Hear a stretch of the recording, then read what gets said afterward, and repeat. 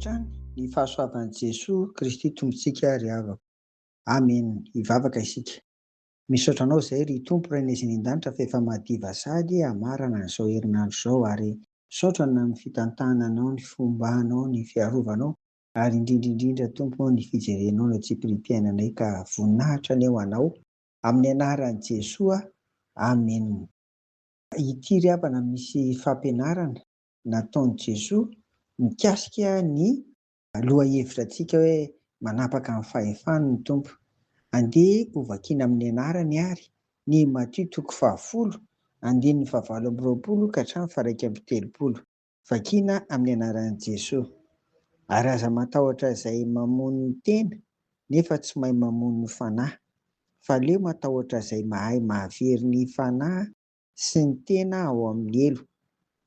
Tsy vary dimy vety ihany fa nividy ny tsitsina roa nefa tsy misy na dia iray akory aza amin'ireny ho latsaka amin'ny tany raha tsy hahavelan'ny irainareo. Fa na dia ny volondohanareo aza dia voaisa avokoa.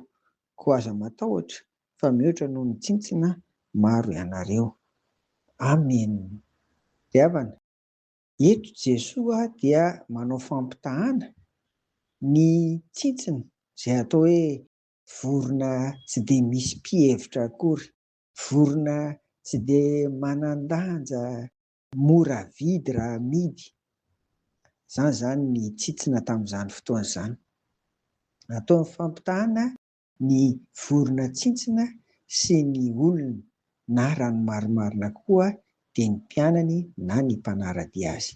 Ny tsintsina na dia ambany vidy araka ny tenenintsika teo aza ry havana dia Andriamanitra mihitsy no miahy azy ireny. Andriamanitra mihitsy no tsy mamela azy ireny koa hoe raha manidina araka ny nambara teo izany dia hoe ho latsaka fotsiny. Fa tena ahian'Andriamanitra koa izy ireny. Dia eto Jesosy izany dia miteny hoe maika ve fa ny olombelona, ny mpanaradia azy, ny mpianany indray no jereny fotsiny raha toa ka misy ny fitsapana mahazo azy, raha toa ka misy ny fanenjehana mahazo azy.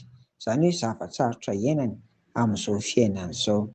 Tsy mijery fotsiny ny olona ny Tompo. Ka izany no mahatonga azy hampahery hoe voalohany na dia ny volondohanareo aza dia voaisa noho ny Tompo.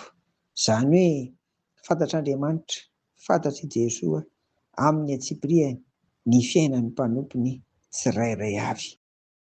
Faharoa, koa aza matahotra fa mihoatra noho ny tsintsina maro ianareo. Toky ho antsika izany fa ny mason'Andriamanitra, ny mason'ny Tompo, ilay manana ny fiandrianany dia izao mijery, mibanjina ary tsy mamela antsika ho irery ao anatin'izany.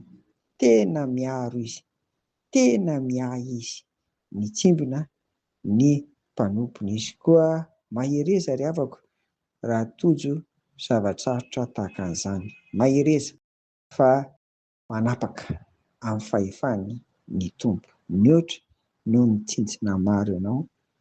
Amen. Vavaka ary isika.